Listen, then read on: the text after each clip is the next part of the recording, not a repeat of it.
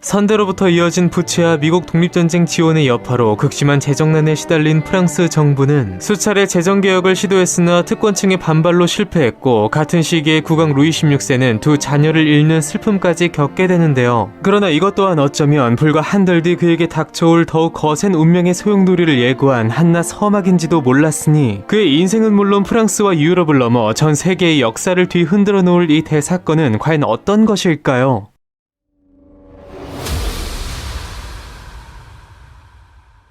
18세기 말 산업혁명을 통해 비약적인 경제성장을 이룩 중이던 영국과 달리 그들의 라이벌인 프랑스의 경우 100여 년 전 루이 14세에 의한 낭트 칙령 폐지 이후 개신교도가 주를 이룬 국내 상공업자들이 대규모 외국으로 도피하면서 국가 경제에 거대한 구멍이 생겨났는데요. 더불어 선대왕들이 벌인 불필요한 정복전쟁, 그리고 영국의 세력 확대를 견제하기 위한 미국 독립전쟁 지원은 재정 악화를 가속화시켰습니다. 여기에 가뭄과 홍수, 기록적 추위 등의 자연재해가 더해진 데다 전체 국민의 98%를 차지하는 평민들이 가장 많은 경제적 부담을 지고 있던 구체제의 모순 속 악덕 징세청부업자들이 때를 가리지 않고 민중들을 가혹하게 수탈하면서 그들의 마음속에 걷잡을 수 없는 저항심을 키워놓게 됩니다. 이러한 국가적 위기 상황에서 루이 16세는 이미 8년 전 한 차례 재무총감을 지낸 바 있던 자크 네케르를 다시 불러들여 그의 제안에 따라 또다시 특권층에 대한 과세를 통한 재정위기 타개를 목적으로 새 신분의 대표자가 참석하는 신분제의회, 즉 3부회를 개최하게 되는데요. 그러나 신분별 투표 방법을 놓고 벌어진 격렬한 논쟁 속 3부회는 결국 아무런 성과도 없이 끝나버렸고, 이에 평민, 즉 제3신분의 대표자들인 부르주아들은 영국식 의회인 국민의회를 만들었으니, 그들은 국왕의 의해 폐쇄된 기존 의회를 떠나 장소를 옮겨 이루어진 테니스 코트의 맹세와 함께 여러 모순들을 해결할 새로운 헌법 제정을 요구하게 됩니다.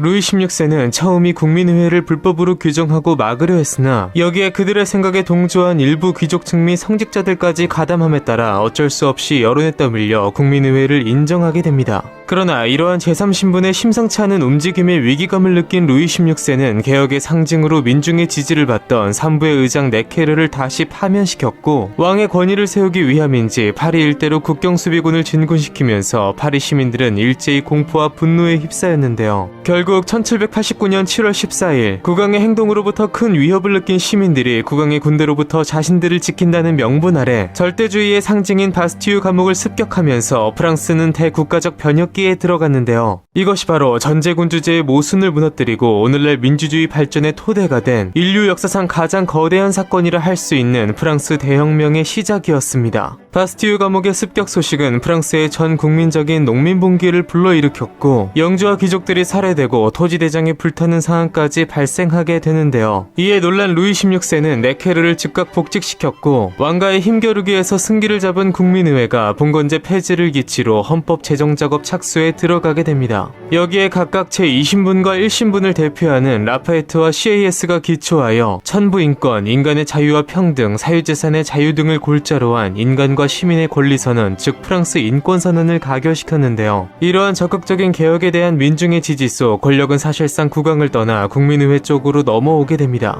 한편 이때로부터 약 100년 전 루이 14세에 의해 베르사유 궁전이 건축된 이후 프랑스의 왕궁은 튠르리 궁이 있던 파리를 떠나 남서쪽에 위치한 베르사유시로 옮겨졌고, 그렇게 국가 지도부인 왕실이 떠나버린 파리는 사실상 수도의 지위를 잃어버린 상태였는데요. 이러한 상황 속에서 대혁명이 시작된 이후 정치적 혼란과 오랜 기근 속에서 파리의 물가가 걷잡을 수 없이 상승하자 생존의 위기에 몰린 7천여 명의 여성들이 무기를 들고 파리 시청 앞 광장에 모여 극심한 빈곤을 호소하는 동시에 왕에게 파리로 귀환할 것을 요구하며 그가 있는 베르사유 궁을 향해 20km를 행진하게 됩니다. 그렇게 베르사유 궁에 들이닥쳐 국왕의 신변을 구속한 성난 민중들은 국왕 루이 16세와 왕비 마리 앙뚜아네트 그리고 그의 자녀들을 파리의 튠르리 궁으로 연행해왔으니 이것이 바로 국왕의 파리 복귀 사건이었습니다. 루이 16세의 우유부단한 성격은 절체절명의 위기인 혁명기 속에서도 다시 한번 여실히 드러났으니, 그는 내내 혁명파의 의견을 수용하는 듯 하면서도 상황이 진정되면 다시 앞선 결정을 번복하고 반동적 행보를 보였기에, 이처럼 양측의 눈치를 보는 속에 오락가락하는 왕의 모습은 귀족과 시민 모두로부터 지지를 잃어버리는 결과를 낳게 됩니다.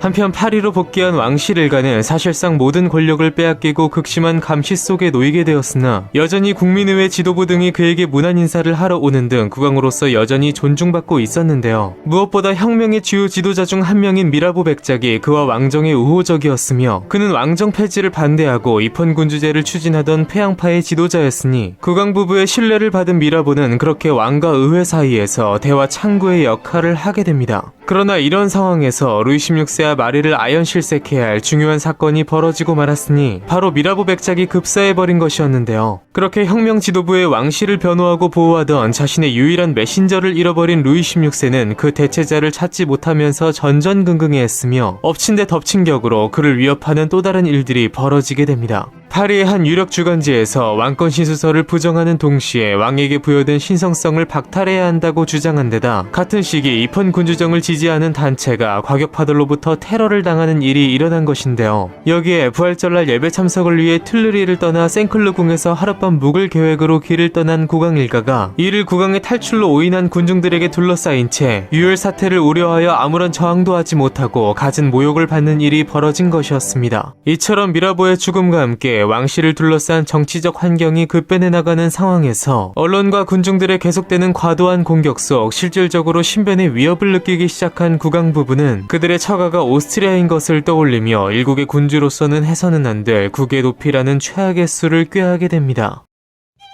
다시 한번 개혁의 기치를 내걸었으나 이미 임계점을 넘긴 국민들로부터 반발을 넘어 혁명을 불러일으키며 결국 해외 도피의 상황까지 몰리게 된 루이 16세. 그러나 그가 도피에 성공할 경우 전 방위적 고립 상태로부터 벗어날 수 있을지 몰라도 군주가 적국으로 도망가는 행위는 명백한 국가와 국민에 대한 배신으로 비춰질 수 있었는데요. 그는 과연 이러한 시선을 무시한 채 탈출에 성공할 수 있을 것이며 자신들을 버린 왕에 대한 백성들의 분노는 혁명의 흐름과 루이 16세의 운명을 과연 어떻게 바꾸어 놓게 될까요? 현실이 아닌 낭만 속에 살아가며 혁명을 초래한 프랑스 최후의 절대군주의 이야기 다음 시간에 계속됩니다.